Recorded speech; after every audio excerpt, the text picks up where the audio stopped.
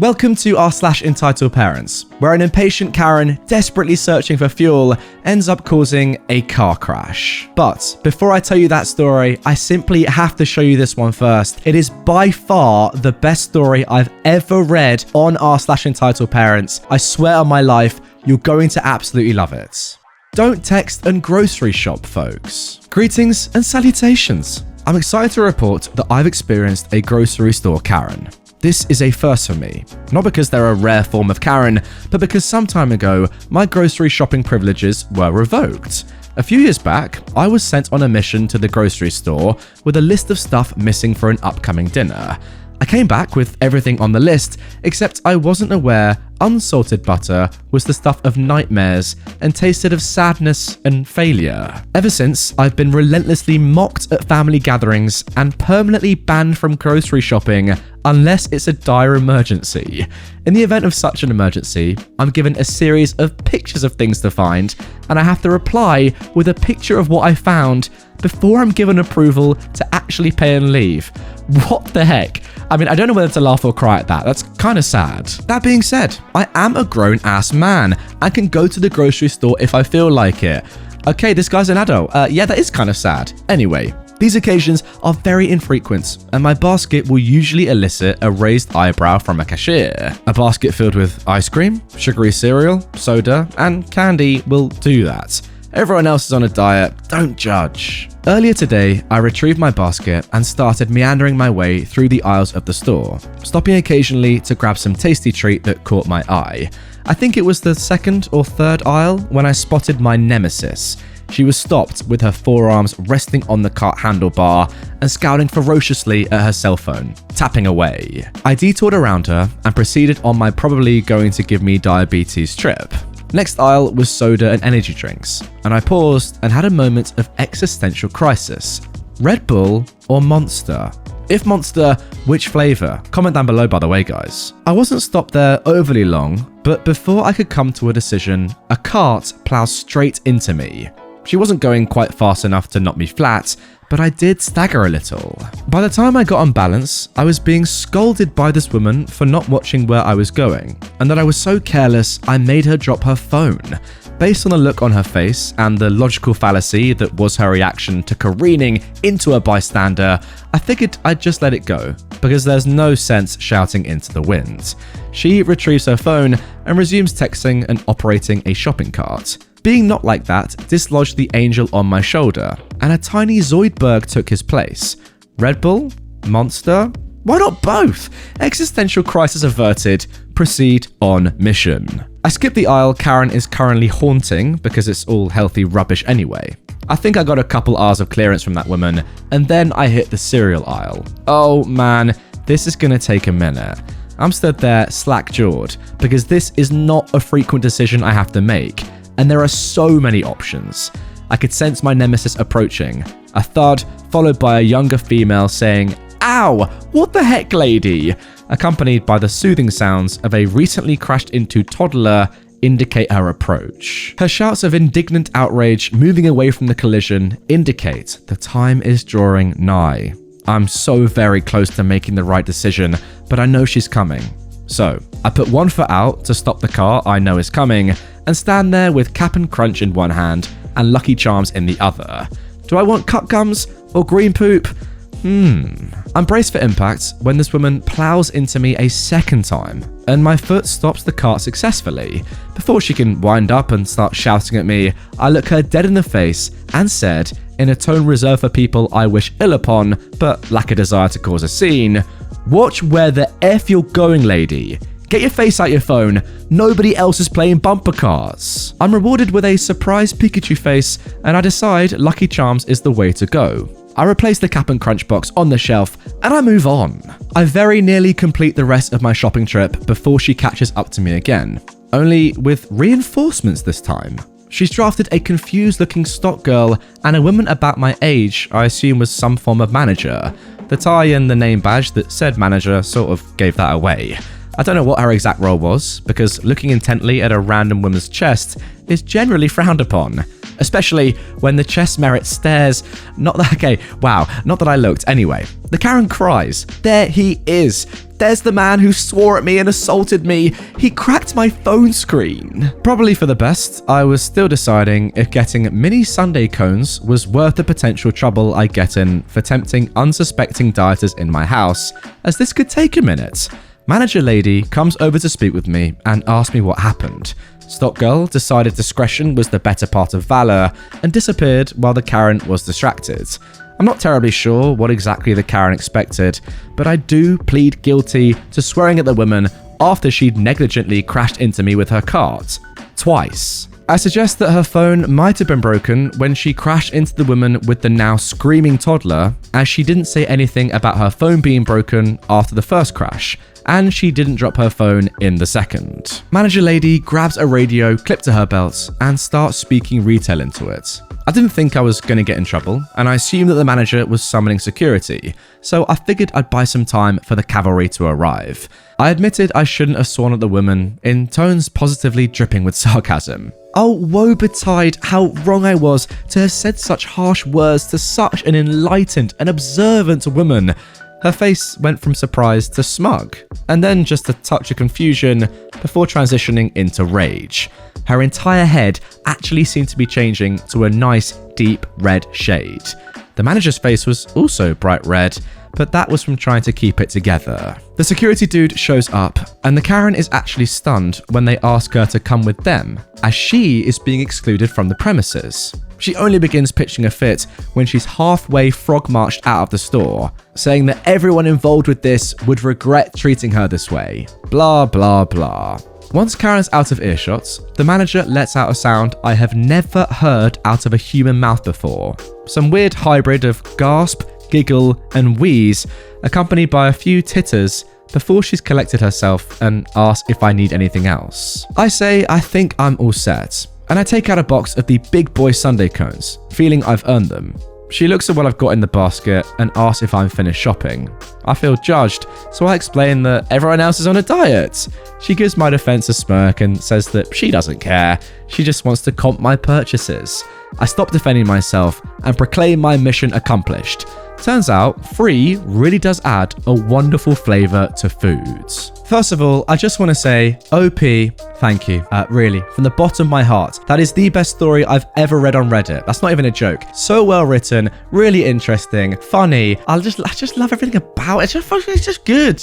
Yeah, just really good. If only more stories are like that, I would love it. I really would. If you're an amazing writer, get in the mixer. I'm rambling, who cares? Subtitles have gone. It's just like jibber jabber at the bottom now. It's just letters. That's all it is. Just screw it. Just great story. Loved every second of it. I'm going to read more from this bloke because, wow, that was electric in every single sense of the word. I loved it. I mean, genuinely, if this guy wrote a book, I would read it. That story was that well written, that interesting. Justice for Karen, but justice for the English language. That was how good that was. And now moving on to our second story, the title and thumbnail of today's episode. EntitledParents causes car crash because she couldn't get any petrol. Quick bit of backstory. I work at a supermarket and we have a petrol station just up the road. Normally, I work on the tills, but I was asked by my manager to head up to the petrol station and direct traffic on the tarmac due to the fuel shortage and amount of cars queuing to get in.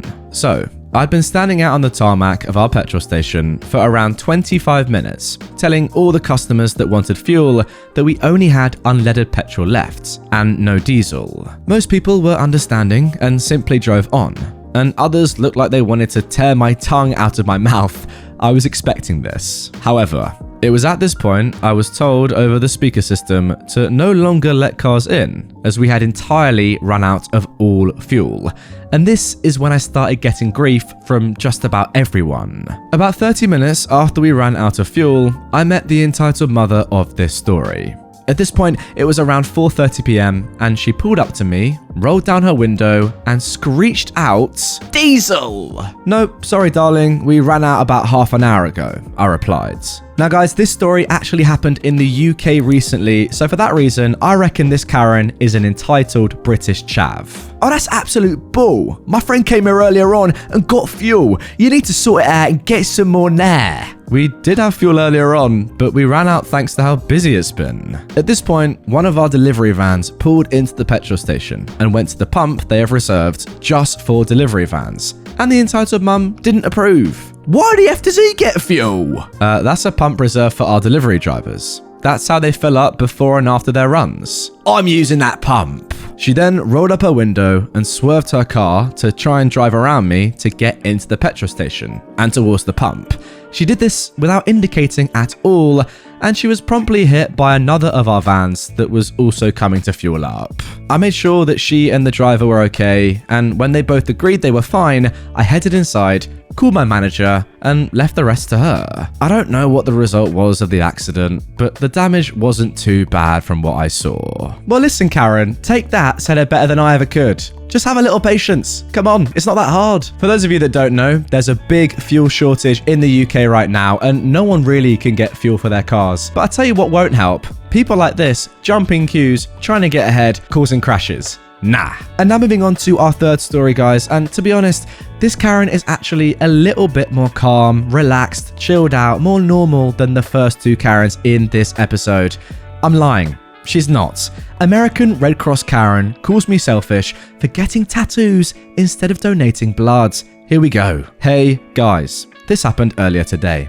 I'm a 26-year-old woman in New York, and I'm a bit of a tattoo addict. I've got a total of 6 so far, with my next appointment being next month. Earlier today, while I was getting ready for work, my phone rang. Not really paying attention to caller ID, I picked up.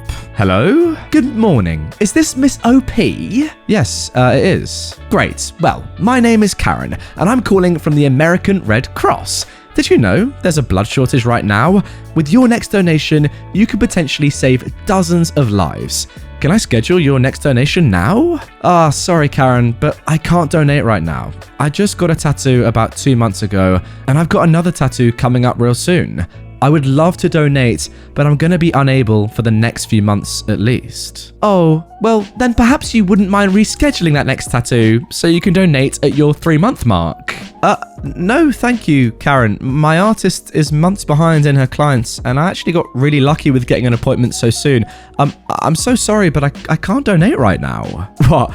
You're really gonna choose tattoos over saving someone's life? Really?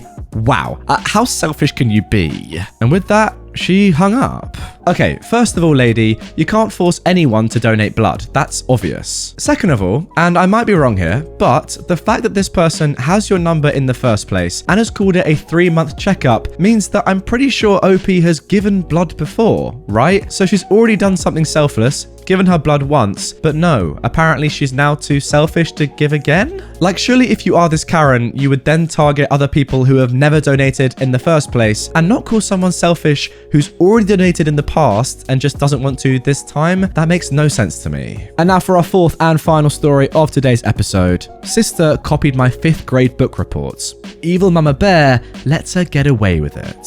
This happened when I was 13 and in middle school. My sister was 10 and in the 5th grade at the time.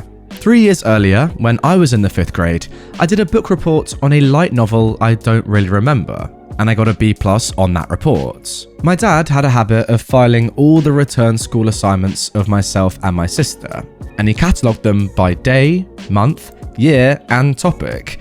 I thought his doing so was a bit overzealous, but I didn't really dwell on it. Yeah, kind of agree. What a weird thing to do. Fast forward 3 years, and one day I noticed my sister came home from school whining about having to do a boring book report. I told her I did a few of them for school in her grade, and they're really not so hard. Just pick a book, read it, and then write about it. Then I brought up the name of the book I'd done a report on at that time and said it might be a good choice for her, as it was an easy novel to read with big fonts printed on the pages. She had 2 weeks to do the book report, but I never once saw her reading any book at all during that time. And I repeatedly reminded her.